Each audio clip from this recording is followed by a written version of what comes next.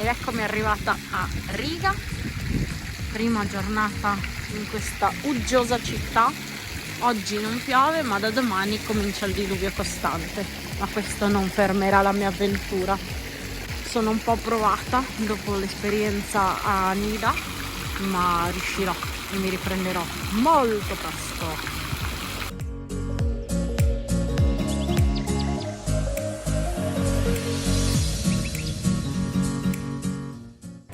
Nella piazza principale di Riga continuiamo il tour per scoprire qualcosa di più di questa bellissima città.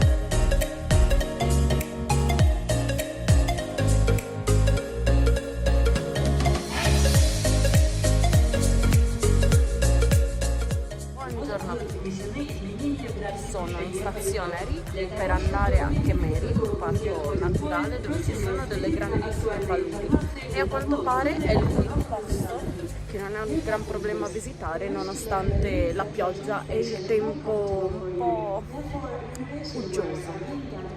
Vediamo com'è. Buona giornata!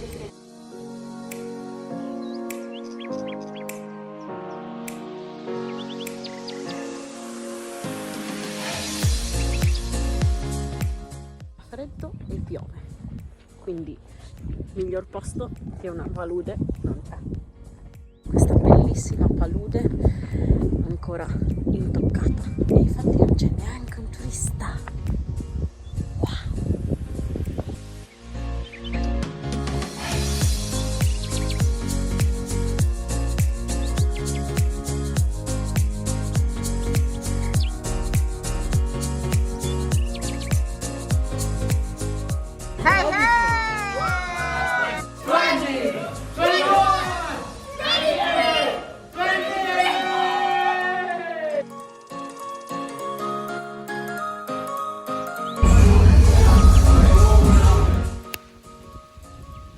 Dopo tanti giorni di fiesta con i miei nuovi amici dell'ostello è giunto il momento di tornare un pochino a scoprire questo paese ed eccoci a Sigulda.